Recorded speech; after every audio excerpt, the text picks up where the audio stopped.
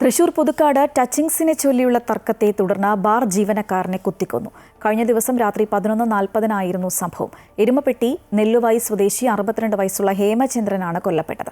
സംഭവത്തിൽ ആമ്പല്ലൂർ അളഗപ്പ നഗർ സ്വദേശി സിജോ മണിക്കൂറുകൾക്കകം പുതുക്കാട് പോലീസിന്റെ പിടിയിലായി. ഇന്നലെ പകൽ ബാറിലെത്തിയ യുവാവ് നിരന്തരം ടച്ചിങ്സ് വാങ്ങിയതിനെ ചൊല്ലി ജീവനക്കാരുമായി തർക്കമുണ്ടായിരുന്നു. ഇതിൽ പ്രകോപിതനായ യുവാവ് ജീവനക്കാരെ വെല്ലുവിളിച്ചാണ് ബാറിൽ നിന്നും ഇറങ്ങിപ്പോയത്. എന്നാൽ ടച്ചിങ്സ് തർക്കത്തിൽ കൊല്ലപ്പെട്ട ഹേമചന്ദ്രൻ ഇടപെട്ടില്ലായിരുന്നു. ബാർ അടച്ചതിനു ശേഷം സമീപത്തെ തട്ടുകടയിൽ നിന്നും ചായ കുടിച്ച ഹേമചന്ദ്രൻ തിരിച്ച ബാറിലേക്ക് കയറുന്നതിനിടെയായിരുന്നു ആക്രമണം. ബാറിന്റെ ഗേറ്റ് അടയ്ക്കുന്നതിനിടെ ഹേമചന്ദ്രനെ പിന്തുടർന്ന യുവാവ് യാതൊരു പ്രകോപനവുമില്ലാതെ കത്തികൊണ്ട് കഴുത്തിൽ കുത്തി ഓടിപ്പോവുകയായിരുന്നു.